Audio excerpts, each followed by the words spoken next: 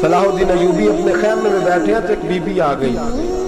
اس قبیلے کا کوئی شخص مسلمان نہیں ہوتا. بی بی آئی, آگے کہنے لگی میرے 4 بیٹے جنگ میں کھو گئے, چھوٹے چھوٹے بچے جنگ میں کھو گئے, مل نہیں رہے. فوجیوں کو حکم دے مجھے میرے بچے تلاش کر کے دیں. صلاح الدین ایوبی نے جھٹ پر سر پہ امامہ باندھا, نیزہ پکڑا, سینے بند باندھا, اپنے جبے کو سمیٹا اور بات کہنے لگی تو کدھر جا رہا ہے؟ کہنے لگا میں خود تیرے بچے تلاش کر کے دوں گا.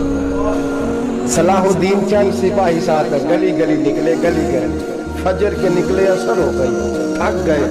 2 نمازیں صحرا میں پڑھی.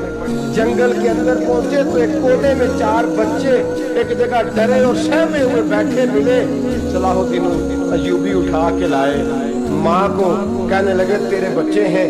نکلا اس لیے تھا کہ میرے نبی نے فرمایا بچے جدا ہو تو ماں کو درد بڑا ہوتا ہے, اور میرے رسول نے فرمایا تھا جب جنگ کرنے جاؤ تو کھیت برباد نہ کرنا, فصلیں تباہ نہ کرنا, بچوں کو ماں سے جدا نہ کرنا. فرمایا میں سوچ رہا تھا تیرے بچے کہیں میری وجہ سے جدا ہو گئے تو مصطفیٰ کو جواب کیا دینا. فرمایا تیرے بچے ڈھونڈ کے لایا ہوں. بچے ماں کے پاس آنے لگے تو ماں نے بڑے بیٹے کے منہ پہ تھپڑ مارا. کہتا ہے اماں کیا ہوا؟ کہنے لگی تو نے سنا نہیں کہ دشمن کے بچوں کی اتنی حفاظت کرتا, میرے پاس نہ جا, اس کے قدموں میں بیٹھ جا. جس نبی کے غلام اتنے سچے ہیں وہ نبی کتنا سچا ہوگا.